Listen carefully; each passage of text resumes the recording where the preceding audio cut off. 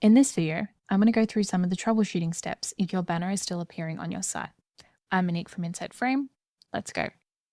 So the banner appears on your published site here and in your cart, as well as disabled buttons when your license is not properly connected or activated in your plugin. An important note to make is that the banner will appear if you do not have a license connected, and this is a paid license. Let's jump back into Framer to see what the issue might be. So now that we're back in our Framer canvas, the first thing to do is open the plugin. Once we're logged in, double check that your store is connected. You'll see a green tick here if it is. The next thing to check is that your license is activated.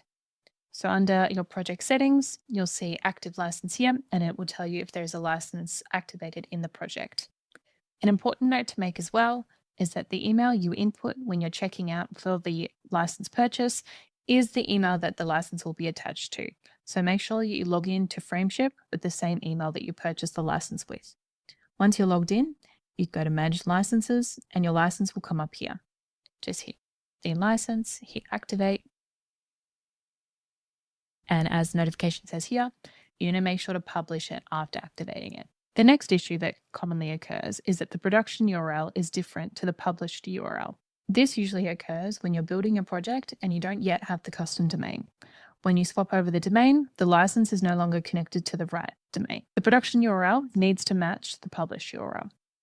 To reset this, all you need to do is disconnect the Shopify store, reconnect the store, and then republish. Make sure that this one matches this one up here.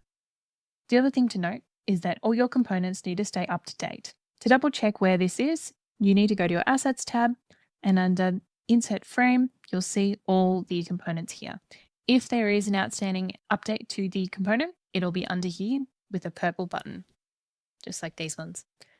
Make sure you check this often to make sure they're all up to date.